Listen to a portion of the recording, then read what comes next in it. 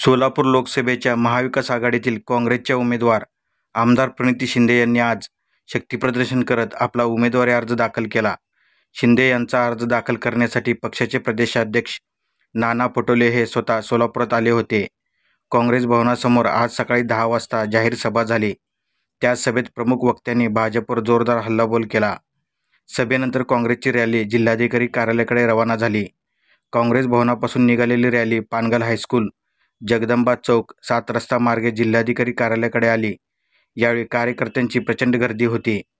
आमदार प्रणिती शिंदे यांचा अर्ज भरण्यासाठी नाना पटोले, माजी केंद्रीय मंत्री सुशीलकुमार शिंदे, उज्ज्वला शिंदे, धर्मराज काडाजी, माजी आमदार नरसाय आडम, माजी गृहराज्यमंत्री सिद्धाराम म्हेत्रे, माजी आमदार दिलीप माने, महेश कोटे, प्रकाश एलगुलवार, माजी मंत्री उत्तम प्रकाश खंदारे, बळीराम काका साठे, भगीरथ भालके, सुरेश हसापुरे, चेतन नरोटे, प्रकाश वानकर, प्रमोद गायकवाड, चेतन नरोटे, तौफिक शेख यांच्यासह महाविकास आघाडीचे पदाधिकारी व कार्यकर्ते उपस्थित होते. जोरदार शक्ती प्रदर्शन केलेलं आहे, अर्ज दाखल केलेला आहे. काय सांगाल ताई, कशा पद्धतीच्या भावना आहेत? मी मनापासून आभार मानते जे लोक आज मला आशीर्वाद देण्यासाठी सामील झाले. गावागावावरून तांड्यावरून गावागावावरून स्वेच्छेने आज लोक आली.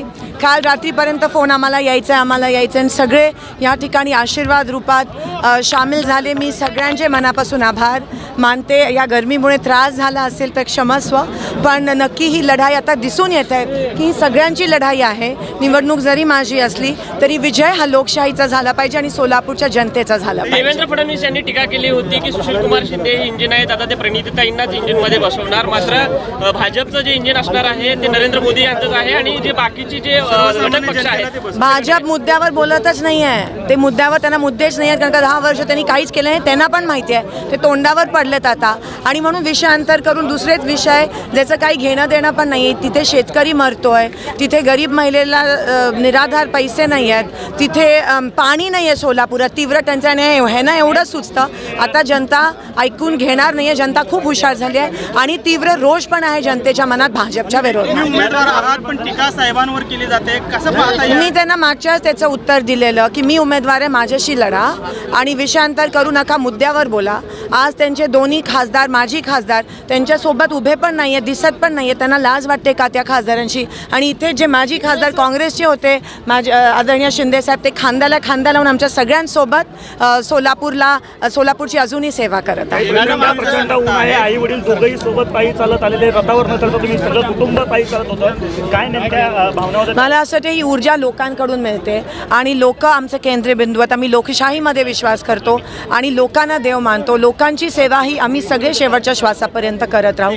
लोक आहेत म्हणून आम्ही आहोत. देवेंद्र फडणवीस असं म्हणाले की पाण्याच्या प्रश्नावरून की बाबा हे केवळ स्वप्न दाखवतात, आम्ही स्वप्न पूर्ण करणारी माणसं आहोत. मग मला सांगा, 2 वर्ष झाले महानगरपालिका निवडणूक का नाही घेतली? उजनीचं नियोजन का नाही केलं? उजनीच्या आवर्तनाच्या मीटिंगला आमदारांना का नाही बोलवलं गेलं?